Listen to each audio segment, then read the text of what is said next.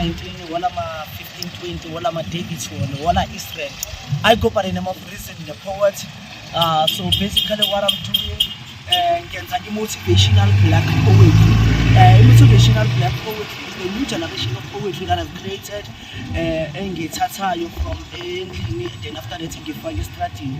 So what I do, since poetry is something that's on a platform and everything is cutting inspire while we still have the talent.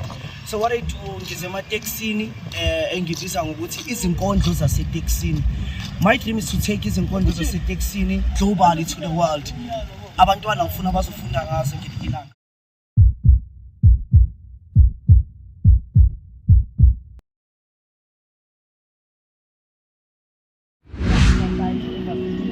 Lokuzikhipha esikhathini ubhala ama-poem yize lana bebabaningi abangishaya kakhulu but there was a book engi-inspire ebhalwe of DJ Sbu eyangitshela yathi if you know where you're going just keep on driving because there's nothing is impossible about you in the child. So today I'm here just doing a story because I know tomorrow it will be. So yesebesiyentanga ngithwathwa kodwa ukumphusisa ngenkondlo yami ngibhalile bethi asikho isikhathi esingafiki futhi asikho isimo esingafiki. Cala nibone ke. Listen properly.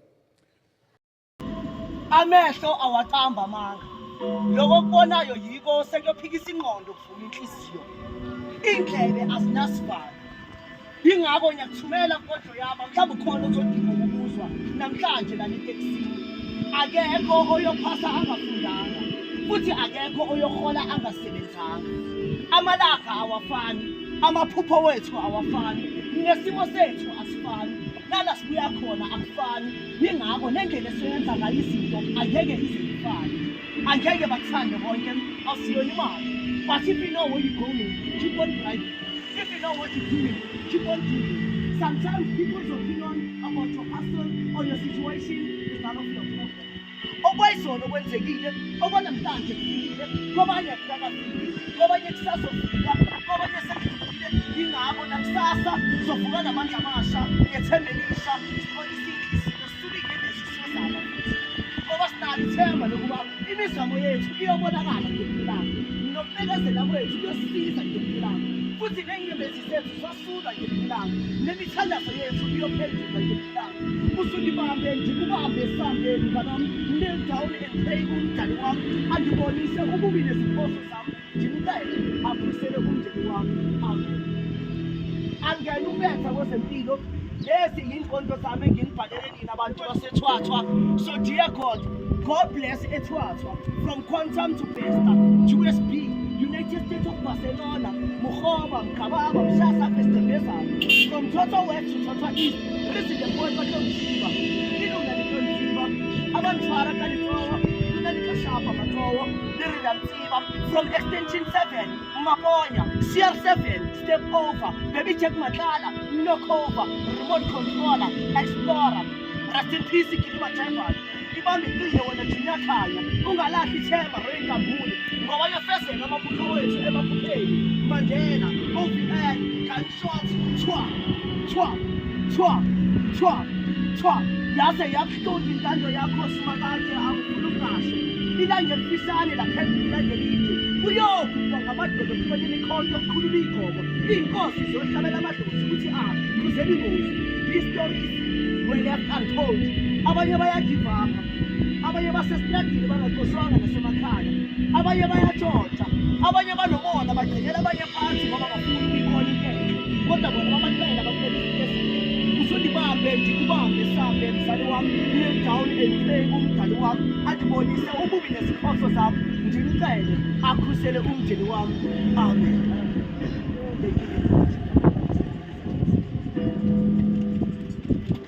Ngelihle kakhulu. Ngiyabonga benelanga elihle kwabakwatile basmile basigcinele so smile. Kulabo abasayemsebenzini basebenze kahle. Bathi bangavuma nanokuthathelwa abanye abantu. Never make permanent decision in a situation. If you feel like giving up in whatever that you do, try for the last time because there's always a magic in everything that you do. We're gonna do our best, then God will do the rest. Igama lami nguReason the Poet. Masasabonana ngala emateksini sobonana TV ngelinye ilanga okanye iinkoto zami sengizozizwa erediweni. Ngiyabonga, ngiyappreciate. But I was inspired by incwadi ka-DJ Spoon, which is the Art of Hustling.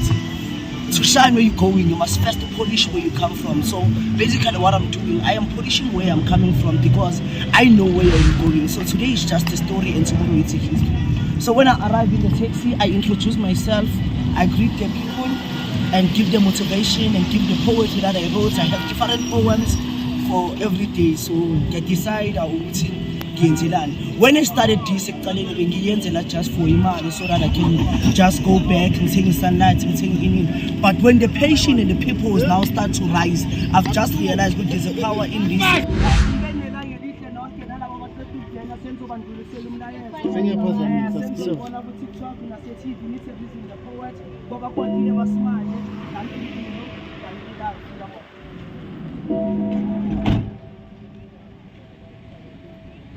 Now with the money that I'm taking, I started my foundation. It's a Danke Life SA, whereby I give children some sunlight. Then I also give them sanitary pads. This is my campaign. So with the money that I get from here, shout out to Etwatwa TV. It's a very great platform where you can go, and thank you guys for the information that you are providing to people and always keeping them updated. I'm really grateful you guys for like coming and watching my story and everything. So on Wednesday, guys, please do subscribe on Etwatwa TV, and also please do follow me on all my social platforms. It's Rizin the Poet with no space, Rizin the Poet from TikTok, Facebook, and Etwatwa TV. So on Wednesday, definitely we're gonna be there. It's Danke Mpilo, Danke Life, Danke Sunlight, Danke Vaselina. Today is just a story and tomorrow it's a history. If you didn't witness this, when you are so late. So I go by the name of Rizin the Poet. Thank you, ciao.